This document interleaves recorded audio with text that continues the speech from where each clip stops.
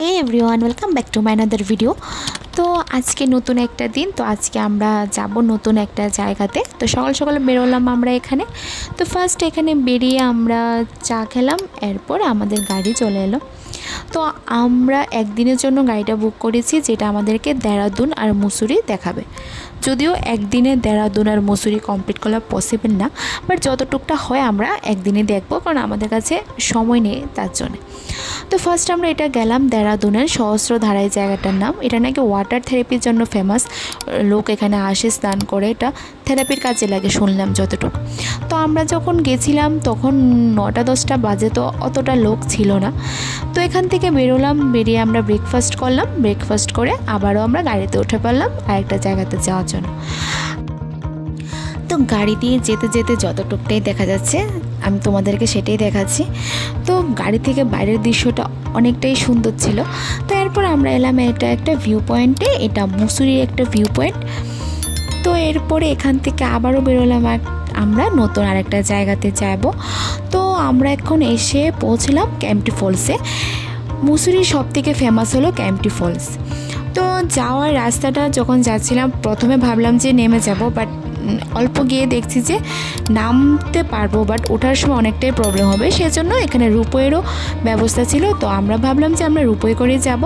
তো এখানে রুপোয়েতে per person 200 করে যাওয়া আসা নিয়ে।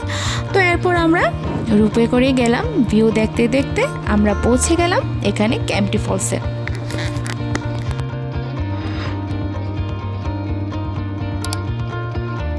তো এখানটায় গিয়ে দেখে কত লোক স্নান করছে।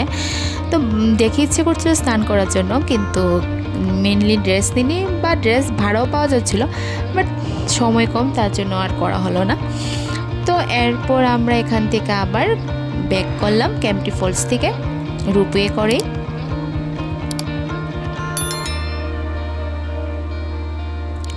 এরপর এখান থেকে ব্যাক করে আমরা আবার দেহরাদুন পৌঁছে গেলাম। এটা হলো দেহরাদুনের মাল রুট।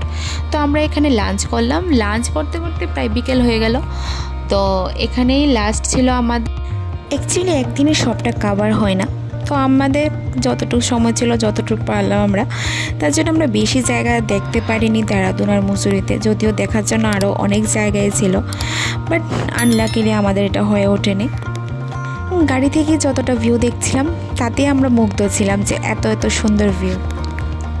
এরপর আমরা এলাম এটা প্রকাশেশ্বর মহাদেব টেম্পল, যেটা দেহরাদুন মুসুরি রোডে পড়ে। তো মন্দিরটার ভিতরে দেখি যে গিয়ে অনেকগুলো ছোট ছোট শিবলিঙ্গ আছে, আর সবাই ওই শিবলিঙ্গটাকে স্নান করাচ্ছে, আবার ফুল দিচ্ছে।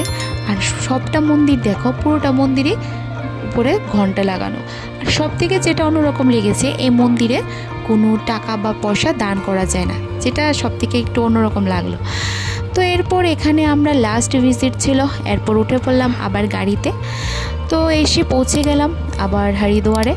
তো আজকের ভিডিওটা এতটুকুই। তোমাদের সাথে দেখা হচ্ছে একটা নতুন ভিডিওতে। টাটা।